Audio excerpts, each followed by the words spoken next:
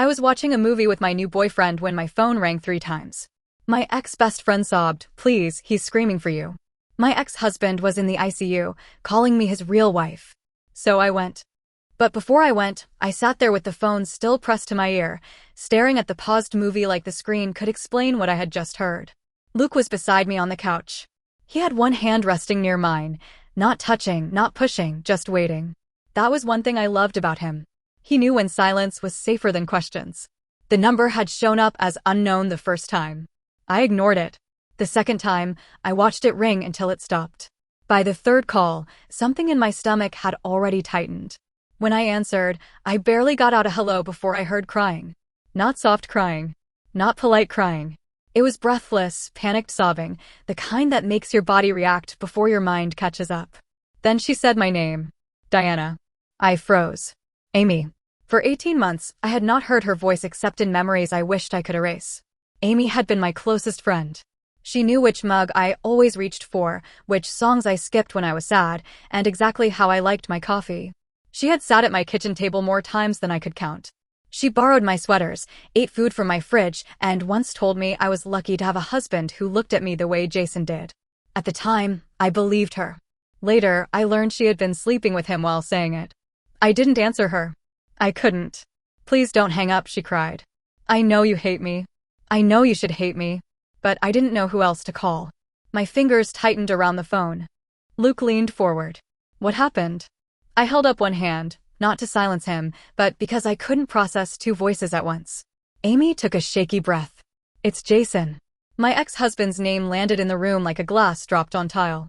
I had worked hard to make that name mean nothing. For a long time, just hearing it made my chest tighten. Eventually, it became background noise, a label attached to a life I no longer lived.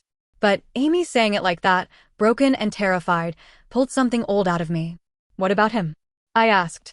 "He's in the hospital." I closed my eyes. There was an ugly, honest second where part of me thought, good. Then I hated myself for thinking it. Amy rushed on before I could speak. "He had emergency surgery. It was his appendix, but it got worse fast. There was an infection. He's awake, but he's confused. He doesn't know where he is." I looked at Luke. His face had gone still. "Why are you calling me?" I asked. Amy made a sound like the answer humiliated her. "Because he keeps asking for you." I said nothing. "He doesn't recognize me," she said. "He thinks I'm someone trying to hurt him. He keeps yelling that he wants his wife.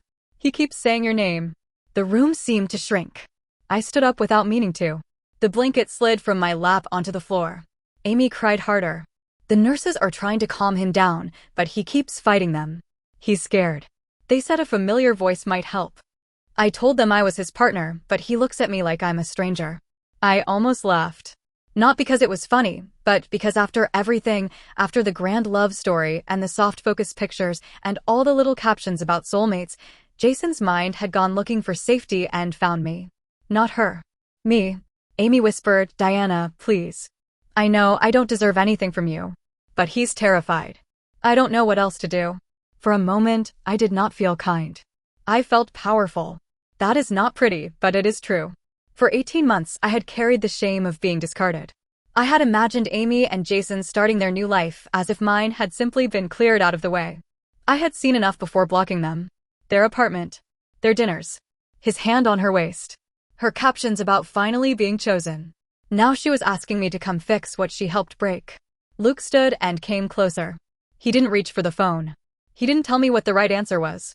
He only said, "Whatever you decide, I'm with you." That studied me more than he probably knew. Amy whispered, "Please." I wanted to say no. I wanted to hang up and let her sit in the panic. I wanted her to know what helplessness felt like. I wanted Jason to call for me and not get the comfort of seeing me walk through that door. But I also knew myself.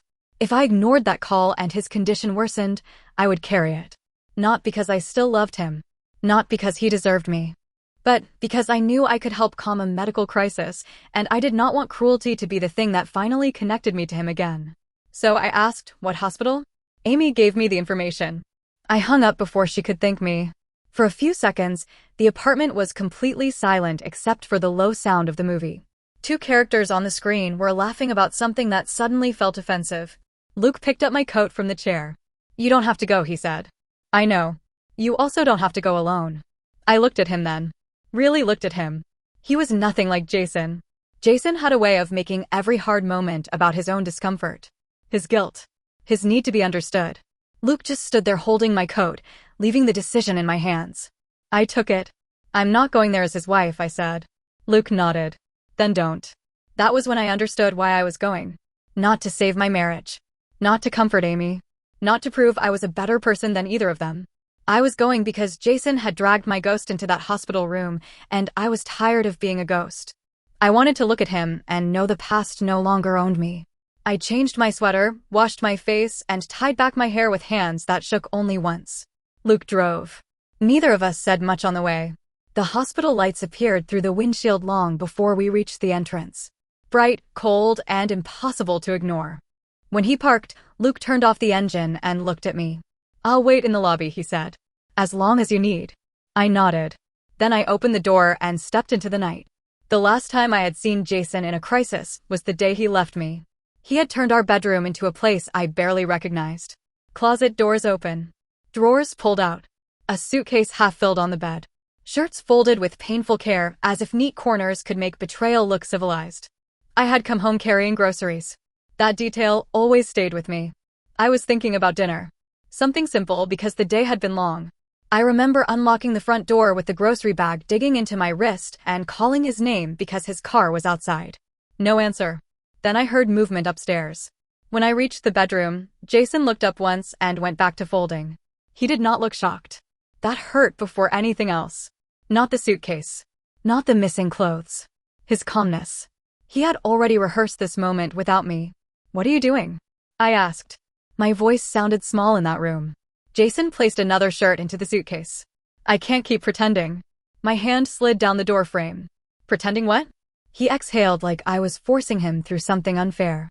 Diana, I'm leaving. The grocery bag slipped from my hand. One can rolled across the floor and hit the dresser. Neither of us picked it up. Where are you going? I asked. He didn't answer right away. That was when the fear changed shape. Jason. He finally looked at me. I'm going to Amy's. For one ridiculous second, my mind tried to protect me. I thought maybe she was just giving him a place to stay. Maybe they had talked. Maybe she knew something I didn't. Then I saw his face. The careful sadness. The guilt he wanted me to respect. The look of a man who had hurt me and already decided he was brave for being honest at the end. I whispered, "Why would you go to Amy?" He swallowed. Because I love her. The room tilted. Amy. My Amy. The woman who sat with me while I wrapped Jason's birthday gift. The woman who once joked that if Jason ever hurt me, she would be on my side without question. The woman who smiled at me across my own dinner table while carrying a secret between them. What did you just say? I asked. Jason closed the suitcase. I didn't plan for it to happen. That was the first lie he told me that night. The suitcase proved planning. The calm voice proved planning. The apartment key I later learned about proved planning. People who do not plan do not pack with that much care. How long? I asked. He looked away. How long, Jason? 6 months. 6 months. That number lived in my body for a long time. 6 months of late nights. 6 months of Amy asking if I was okay because I seemed tired. 6 months of dinners where they sat across from each other, speaking in looks I did not know how to translate yet. I stepped into the room. You brought her into my house. Jason flinched. Our house. No, I said. Not tonight. He rubbed his hands over his face. I know this hurts. You know this hurts? I didn't want to lie anymore. That sentence nearly broke something loose in me. He had lied until lying became inconvenient. Then he wanted credit for stopping. I asked if Amy knew he was telling me that day. He didn't answer. Then his phone lit up on the bed. Amy, are you okay? Do you want me to come? I stared at the message until the words blurred. She knows, I said. Jason picked up the phone and turned it over. She's worried. I laughed once. A sharp, ugly sound. She's worried. Diana, please. Don't say my name like you're the one in pain. His face hardened for the first time. I didn't do this to hurt you. But you did hurt me. I fell in love. You betrayed me. He looked tired. That tiredness made me hate him more than yelling would have. He was already exhausted by my pain before I had even been allowed to feel it. I asked if our friends knew. He said, some people suspected. That was another collapse. Betrayal is not always just two people. Sometimes it becomes every room where someone noticed something and chose silence, because silence was easier than honesty. Jason carried his suitcase downstairs. At the door, he paused. I hope one day you can understand. I stood halfway down the stairs, barefoot, shaking, still in my work clothes. I hope one day you need me and I'm not there, I said. He looked at me like I had slapped him. Then he left. I didn't chase him. I didn't throw anything. I didn't scream in the driveway. I locked the door behind him. Then I sat on the stairs until the house went dark. What followed was not dramatic in a way people would understand from the outside. It was quiet, humiliating grief. It was sleeping alone in a bed that still smelled like his shampoo. It was deleting photos and then wanting them back. It was standing in a grocery aisle, realizing I had reached for Jason's favorite cereal out of habit. It was learning that some people preferred the easier version of the story. The version where Jason and I had grown apart, and Amy just happened to be there afterward. The truth was uglier. They had stepped over me together. At first, I tried explaining that to people. Eventually, I stopped. I needed my energy for surviving, not defending my pain to anyone who found it inconvenient. Therapy helped, even though I hated it in the beginning. I hated sitting in a quiet room and admitting things that made me feel weak. Once, I said I miss him. Then I cried because missing him felt like betraying myself. My therapist said, you can miss who you thought he was and still know he hurt you. That sentence stayed with me. I did not become okay all at once. I became okay in pieces. The first time I slept through the night. The first time I cooked dinner for only myself and didn't cry. The first time I laughed at something stupid and realized the laugh did not hurt coming out. After the house was sold, I moved into a smaller apartment. At first, I hated how quiet it was. Then slowly, I loved it. Everything inside belonged to me. The blue mug by the sink. The blanket on the couch. The silence. I went back to the gym because I needed to feel strong again. Not in a dramatic way. I just needed to feel like my body was mine, my time was mine, and my life had not ended in that bedroom. That was where I met Luke. There was no magical moment. No instant spark across the room. He asked if I was using a bench. I said no. A week later, he asked again, even though I clearly wasn't. I told him he needed a better opening line. He smiled and said, I was hoping you'd notice. I did not trust him at first. That wasn't his fault. When someone you loved lies that well, honesty starts to look suspicious. A kind man feels like a trick. A patient man feels like someone waiting to reveal the cost. Luke never pushed. If I said I didn't want to talk about my divorce, he changed the subject. If I went quiet at dinner, he did not punish me with silence. He learned slowly that certain songs made me leave the room and certain dates made me restless. One night, months after we started seeing each other, I told him the full story. Not the clean version. The real one. I told him about Amy. About Jason. About the suitcase. About the photos I saw before I blocked them. About how being cheated on made me feel foolish, like there was some obvious sign I should have caught sooner. Luke listened without trying to fix it. When I finished, he said, they made choices. That doesn't make you foolish. It makes them dishonest. I turned away because I didn't want him to see how badly I needed to hear that. By the time Amy called, I had finally built a life that did not orbit Jason. It was not perfect. It was not loud. But it was peaceful. Work. Dinner. Sleep. Coffee on weekends. Movies with Luke on rainy nights. No checking their social media. No asking mutual friends for updates. No pretending indifference while secretly bleeding. I had stopped wondering if Jason regretted leaving. That was the strangest freedom of all. At first, I wanted his regret like oxygen. I wanted him to wake up beside Amy and realize he had traded a real marriage for a fantasy. I wanted him to miss my voice in the kitchen. I wanted him to reach for me in the dark and find nothing. Then slowly, I stopped needing it. His regret would not give me back the months I lost. His apology would not make Amy less cruel. His loneliness would not rebuild me. I had to do that myself. So when Amy's voice came through my phone, broken and desperate, it didn't feel like stepping back into love. It felt like walking toward a door I had left cracked open in my own mind. A door I needed to close properly. At the hospital, Luke walked me to the lobby and stopped near the elevators. I'll stay here, he said. You don't have to. I know. He looked down the hallway toward the ICU sign. I don't want him to be the first thing you see when you come out. That almost made me cry. I squeezed his hand and went upstairs alone. Amy was waiting near the ICU doors. She looked smaller than I remembered. In my mind, she had become this giant figure. The woman who stole my marriage. The woman who smiled while my life burned. The woman I imagined laughing behind my back every time I cried. But under the hospital lights, she was just pale, trembling, and exhausted, gripping her phone like it was the only thing keeping her upright. When she saw me, her face crumpled. "Thank you," she whispered. I did not hug her. I did not tell her it was okay. I only asked, "Where is he?" A nurse stepped out a moment later and introduced herself quickly. Her voice was calm in the way hospital voices have to be calm. "You're Diana?" "Yes. He's had confusion after surgery," she said. "It can happen when the body is under severe stress. He's not fully aware of where he is right now. He has been asking for you, and we're hoping a familiar voice may help him settle." I said, "I'm not his wife anymore." The nurse nodded immediately. "I understand. No one is asking you to make decisions or take responsibility. If you're willing to speak to him briefly, that may help." That mattered. Because I had not come there to step back into a role Jason had thrown away. "I'll speak to him," I said. Briefly. Amy flinched slightly at the boundary. The nurse opened the ICU door. Jason's voice reached me before I saw him. Hoarse. Raw. Calling my name.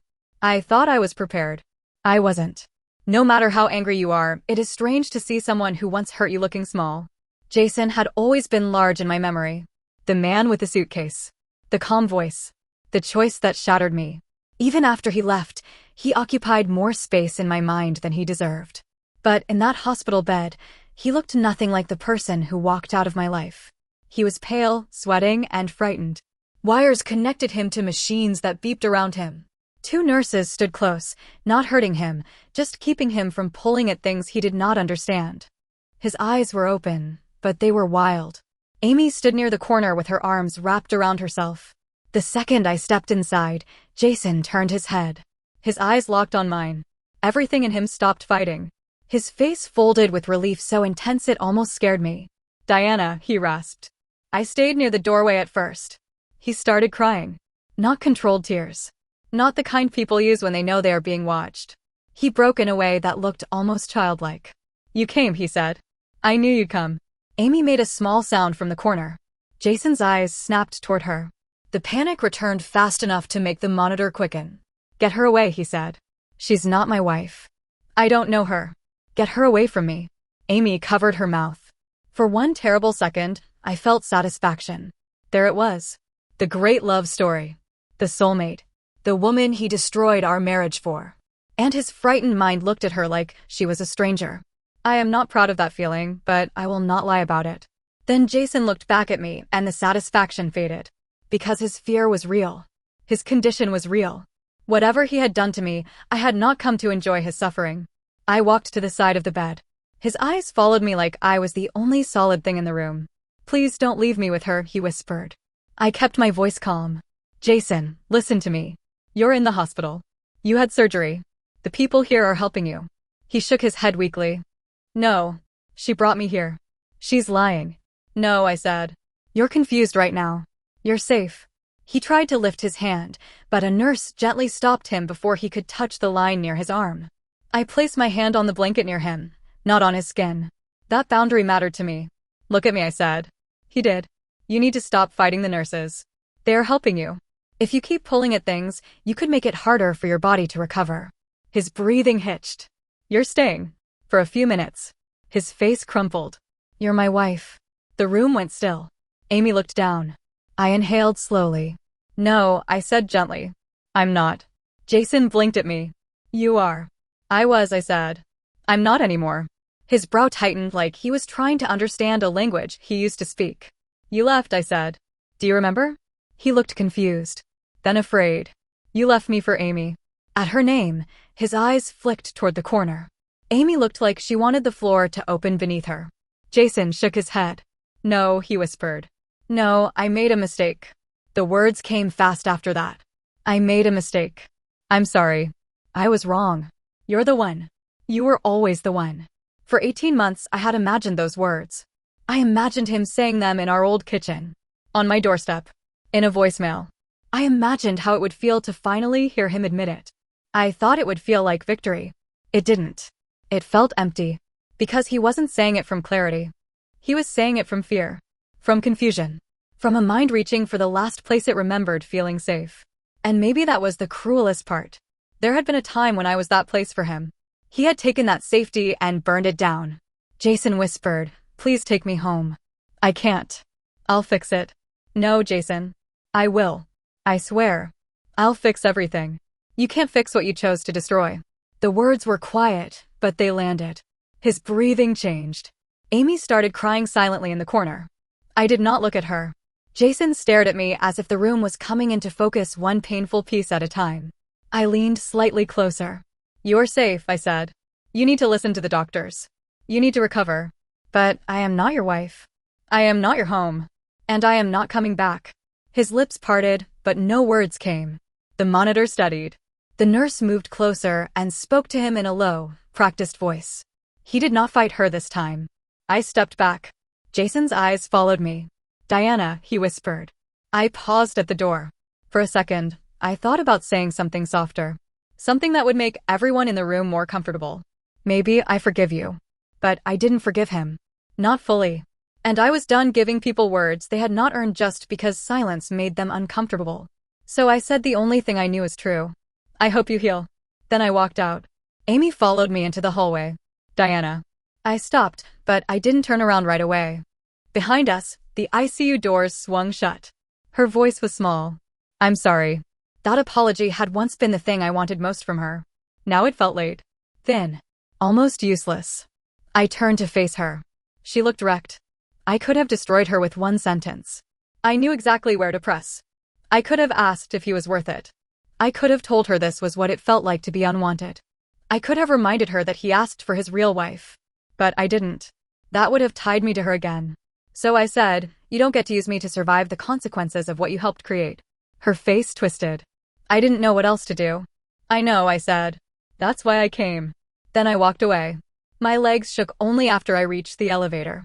By the time the doors opened in the lobby, Luke was already standing. He didn't ask what happened. He just held out a paper cup. "Coffee," he said. "Probably terrible." I took it. It was terrible. Somehow, that made me laugh. Small, tired, and cracked around the edges.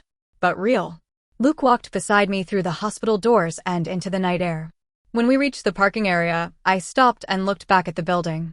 For so long, I had imagined closure as something loud. A slammed door.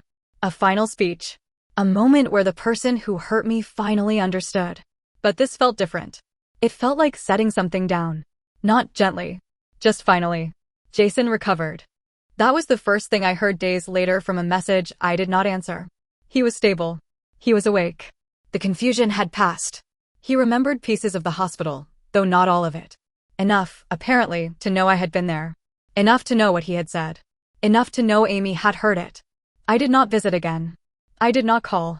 I did not send flowers, a card, or a careful message about hoping he was well.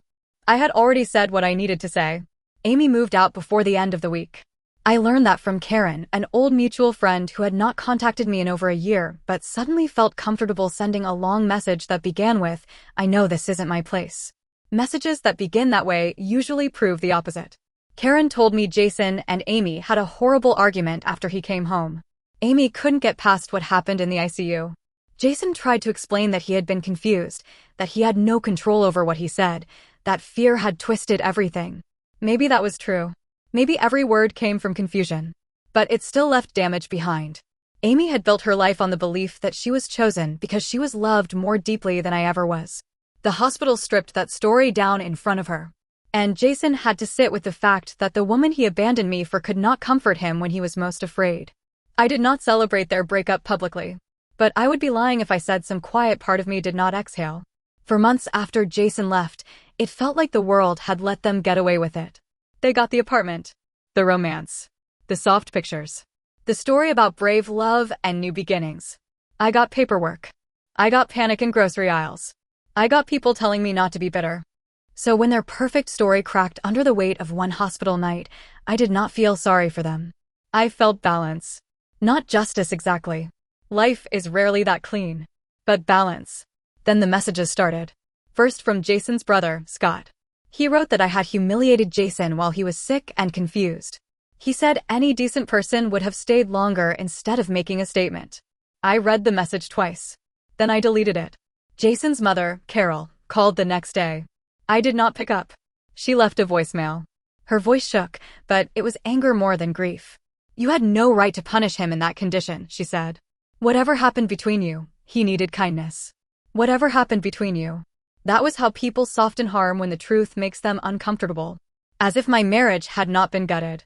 As if Amy had not sat at my table while betraying me.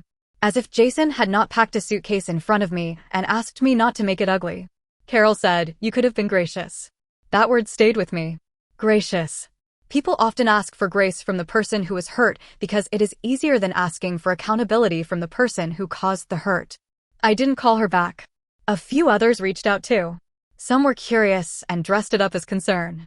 Some wanted details. Some said I had done the right thing but would never say it publicly. A few said I was cold. Nancy, another old friend, sent a message that made me sit down.